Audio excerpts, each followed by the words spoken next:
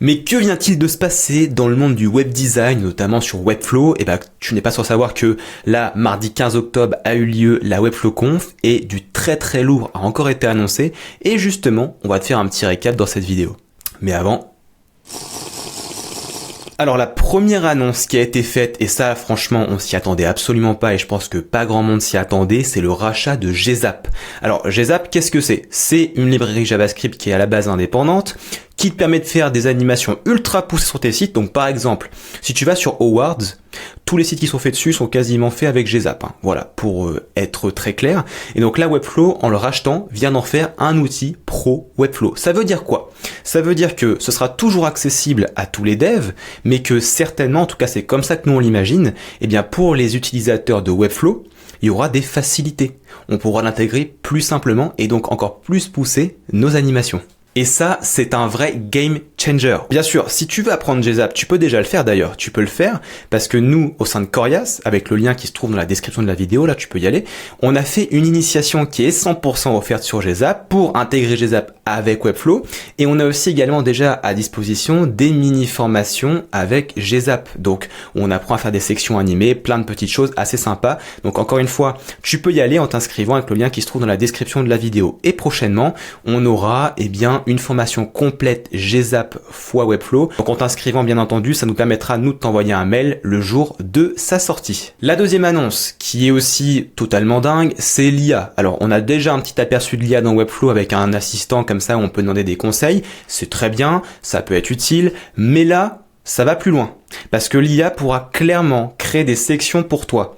Tu as besoin d'une navigation, tu demandes à l'IA. T'as besoin d'une table de prix, tu demandes à l'IA. T'as besoin d'une hero section, tu demandes à l'IA, etc., etc. Ça te permet d'aller beaucoup plus rapidement sur le marché avec ton site parce que si t'as besoin de tester rapidement des pages, par exemple des landings, tu peux demander à l'IA de te faire des sections, vite fait les customiser un petit peu, faire du testing de pages et bien sûr la publicité et c'est parti, on y va. Donc ça c'est vraiment très cool. Bien sûr l'IA pourra aussi faire ton copywriting. Très important aussi, quand on veut faire de la conversion, le copywriting, et bien là tu pourras demander à l'IA de rédiger pour toi. Alors justement, je t'ai parlé de test un petit peu et tout ça, donc effectivement il y a une autre chose qui va sortir et qui est sortie d'ailleurs, qui est déjà disponible là actuellement sur Webflow, c'est Optimize. Pour pouvoir faire de l'A/B testing. Alors, qu'est-ce que c'est que l'A/B testing? L'A/B testing, c'est par exemple, je prends une page, j'ai le même titre, j'ai les mêmes apparences, et je vais simplement changer le titre principal pour en mettre un autre sur la deuxième page. Ça me fait donc un test A et un test B, et je vais envoyer 50% du trafic sur l'une, 50% sur l'autre, et voir laquelle convertit le mieux. Ça, c'est un outil indispensable quand on est un marketeur, quand on veut convertir plus sur son site. Alors, c'est un outil génial, par contre, cependant, on a été voir un petit peu les prix, c'est pas forcément très accessible actuellement, mais peut-être qu'à l'avenir Webflow arrangera ça pour que ça devienne accessible à plus de monde, mais ça se justifie parce que l'outil justement est boosté également à l'IA. Ça veut dire quoi? Ça veut dire que l'IA en fait va apprendre au fur et à mesure des visiteurs qui vont venir sur ton site. C'est un petit peu comme dans les algorithmes, le machine learning, c'est-à-dire qu'en gros on va faire apprendre un algorithme au fur et à mesure. Et là c'est pareil, donc c'est extrêmement puissant, donc ça justifie complètement leur tarif. Mais par contre effectivement, si tu veux une solution plus abordable, tu as des alternatives comme par exemple Optibase, où là c'est de l'A/B testing manuel, mais qui est aussi un outil exceptionnel. L'autre annonce qui a été faite, c'est le tableau d'analyse. Alors ça, c'est un truc qui manquait absolument dans Webflow.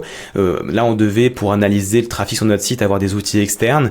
Maintenant, on aura un tableau d'analyse, tu vois, un petit peu comme Shopify. Tu vois, il y a un tableau d'analyse où on voit un petit peu ce qui se passe, le trafic sur les différentes pages, quelle page a le plus de trafic, d'où vient le trafic, etc. Et là, on pourra maintenant le savoir. Et ça va nous apaiser. Donc ça, c'était vraiment les grosses annonces pour nous en tout cas.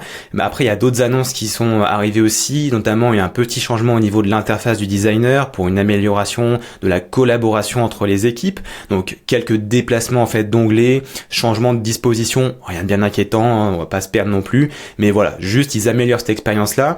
Il y a aussi des améliorations au niveau de certains éléments HTML comme le formulaire pour permettre simplement de détecter si c'est un bot ou une vraie personne qui t'envoie un mail. Voilà, ça permet de filtrer un petit peu mieux et donc derrière d'avoir une liste email de qualité, ça c'est super important aussi. Et puis des améliorations au niveau du CMS avec de nouvelles options et puis également au niveau de l'API pour le CMS pour pouvoir envoyer des données massivement avec l'API. Ça c'est aussi très cool quand on dev un petit peu et qu'on connecte différents outils. Et puis un petit peu plus tard, on aura d'autres options qui vont arriver, notamment côté gestion client. Donc pour le paiement des clients, pour le transfert des projets, pour aussi appliquer des frais de projet, des frais de gestion en fait d'un projet. Bref, tout ça, ça arrivera un petit peu plus tard en 2025, mais c'est aussi quelque chose sur lequel il faut un petit peu s'attarder parce que je pense que ça peut être aussi du très très lourd quand on va devoir gérer justement nos projets clients. Et bien voilà du coup pour les petites nouveautés de la Webflow Conf 2024, donc encore une fois c'était exceptionnel.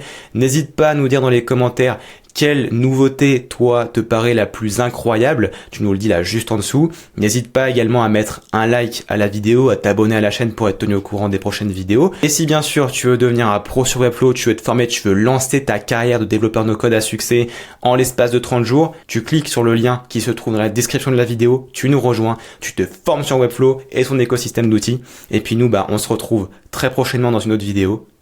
Ciao!